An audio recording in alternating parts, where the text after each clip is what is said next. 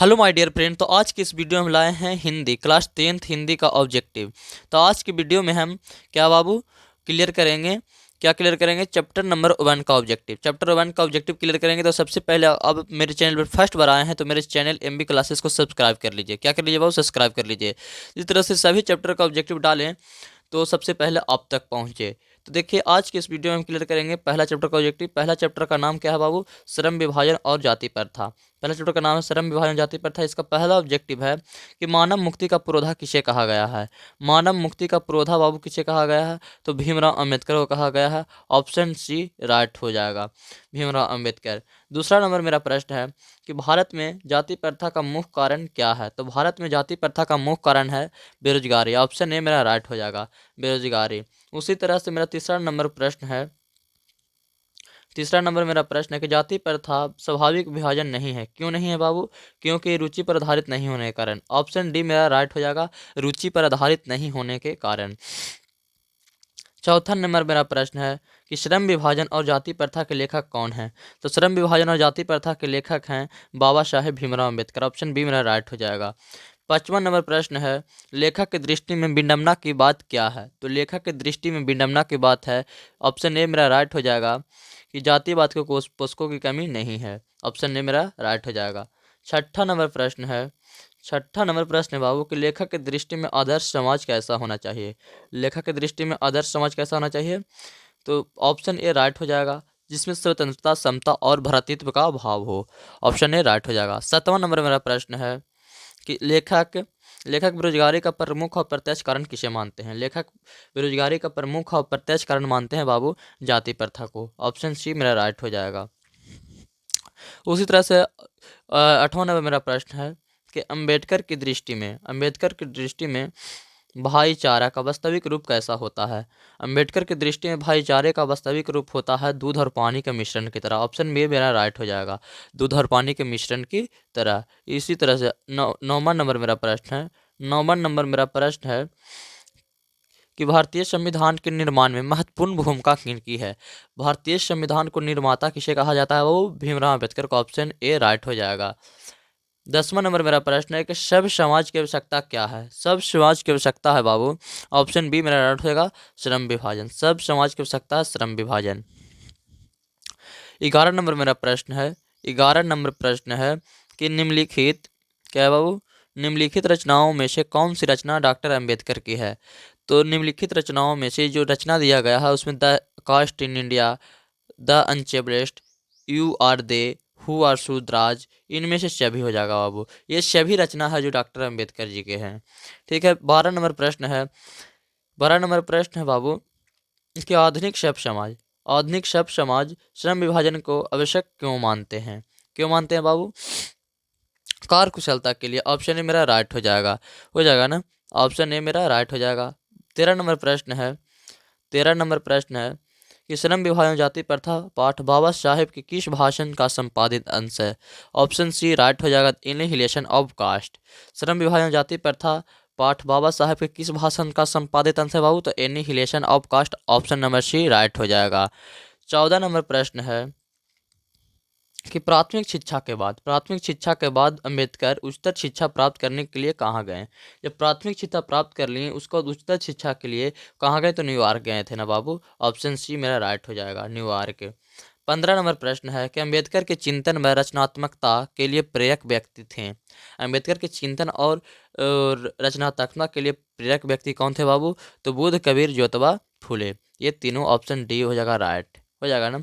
इसी तरह से 16 नंबर प्रश्न है बाबू कि जाति पार्टी टोड़क मंडल भाषण लाहौर में कब हुआ? तो 1936 में हुआ था बाबू। ऑप्शन सी मेरा राइट हो जाएगा।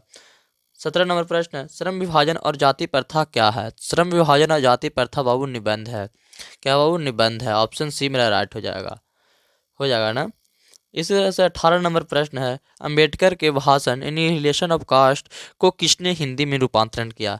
अंबेडकर के जो भाषण था एनिहिलेशन ऑफ कास्ट, तो इसको हिंदी में रूपांतरण किसने किया बाबू? तो ललाई सिंह यादव ने किया था। ललाई सिंह यादव सही हो जाएगा, ऑप्शन ए। 19 नंबर प्रश्न है, अंबेडकर का जन्म किस परिवार में हुआ था? तो अंबेडकर का जन्म अंबेडकर साहब को बाबा साहेब भीमराव अम्बेडकर का जन्म जो हुआ था वो दलित परिवार में हुआ था। ऑप्शन सी मेरा राइट हो जाएगा, दलित। इसी तरह से चलते हैं अब कहाँ बाबू, क्वेश्चन नंबर 20 की तरफ। क्वेश्चन नंबर 20 है, क्वेश्चन नंबर 20 है कि लेखक के इस युग में कहाँ पर विडंबना दिखाई दिया? कहाँ पर बाबू? लेखक को इस युग में कहाँ पर विडंबना दिखाई दिया? तो जातिवाद में बाबू। ऑप्शन ए मेरा क्या हो जाएगा, राइट हो जाएगा, जातिवाद। 21 नंबर प्रश्न है, डॉक्टर अंबेडकर के माता का नाम क्या था? तो डॉक्टर अंबेडकर का माता का नाम था क्या बाबू? भीमाबाई। ऑप्शन डी मेरा राइट हो जाएगा। 22 नंबर प्रश्न है कि डॉक्टर अंबेडकर क्या बाबू? 22 नंबर प्रश्न है कि डॉक्टर अंबेडकर के ने पीएचडी की उपाधि कब धारण की? तो पीएचडी की उपाधि धारण की 1916 में। कब किए बाबू? 1916 में किया। ऑप्शन सी मेरा राइट हो जाएगा। 23 नंबर प्रश्न है, the caste in India their mechanism किनकी रचना है? The caste in India their mechanism किनकी रचना है बाबू? तो भीमराव अंबेडकर साहब के हैं। ये क्या हो जाएगा? ऑप्शन ए राइट हो जाएगा। 24 नंबर प्रश्न है, आदर्श समाज स्वतंत्रता समानता भ्रातृत्व पर आधारित होगा किसने कहा? ये सभी जो बातें कहें जो किसने कहे बाबू? भीमराव अंबेडकर जी ने कहे ना। ऑप्शन बी मेरा राइट हो जाएगा, भीमराव अंबेडकर। 25 नंबर प्रश्न है कि पेशे का दोषपूर्ण पूर्व निर्धारण करती है। ये मतलब फिल इन द ब्लैंक्स है, फिर लिखा हुआ है कि पेशे का दोषपूर्ण पूर्व निर्धारण करती है। कौन करती है बाबू? तो कौन करती है? ऑप्शन बी मेरा राइट हो जाएगा, जाति प्रथा करती है। 26 का प्रश्न है, जाति प्रथा भारत में बेरोजगारी का एक क्या बना? फिल इन द ब्लैंक्स कारण बनी हुई है, यानी प्रत्यक्ष और प्रमुख दोनों होगा बाबू। ऑप्शन सी मेरा राइट होगा, प्रत्यक्ष और प्रमुख कारण बनी हुई है। 27 नंबर प्रश्न है, मूक नायक क्या है? तो मूक नायक है बाबू पत्रिका है। ऑप्शन बी मेरा राइट हो जाएगा। मूक नायक क्या है बाबू? एक पत्रिका है। 28 नंबर क्वेश्चन बाबू, 28 नंबर क्वेश्चन मेरा है कि डॉक्टर भीमराव अंबेडकर की मृत्यु कब और कहाँ हुई? तो डॉक्टर भीमराव अंबेडकर जो मृत्यु हुई वो कहाँ हुई? वो दिल्ली में हुई थी, 1956 में हुआ था ना। 29 नंबर प्रश्न है, डॉक्टर भीमराव अंबेडकर का जन्म कब हुआ? तो 14 अप्रैल 1891। ऑप्शन डी राइट हो जाएगा। 14 अप्रैल 1891 ईस्वी में बाबा साहेब भीमराव अंबेडकर का जन्म हुआ था। 30 नंबर प्रश्न है कि डॉक्टर भीमराव अंबेडकर का जन्म कहाँ हुआ? तो डॉक्टर भीमराव अंबेडकर का जन्म हुआ था जो महू मध्य प्रदेश में हुआ था बाबू। ऑप्शन ए क्या हो जाएगा? Mhow Madhya Pradesh, right answer. 31 number मेरा प्रश्न है, 31 नंबर मेरा प्रश्न है कि डॉक्टर अंबेडकर ने किस पत्रिका का संपादन किया? तो डॉक्टर अंबेडकर ने बहिष्कृत भारत का क्या बाबू? संपादन किया। ऑप्शन सी मेरा राइट हो जाएगा। 32 नंबर प्रश्न है कि भारतीय संविधान का निर्माता किसे कहा जाता है? जो भारतीय संविधान को निर्माता कहा जाता है बाबा साहेब भीमराव अम्बेडकर को। ऑप्शन सी राइट हो जाएगा। इसी तरह से 33 नंबर मेरा प्रश्न है, 33 नंबर प्रश्न है बाबू कि डॉक्टर अंबेडकर का वाङ्मय हिंदी के कितने खंडों में क्या बाबू? हिंदी के कितने खंडों में प्रकाशित हो चुकी है? तो 21 खंडों में हो चुके हैं बाबू। ऑप्शन डी राइट हो जाएगा, 21 खंड। अब चलते हैं क्वेश्चन नंबर 34 की ओर। तो मेरा क्वेश्चन नंबर 34 है कि आधुनिक सभ्य समाज कार्यकुशलता के लिए किसे आवश्यक मानता है?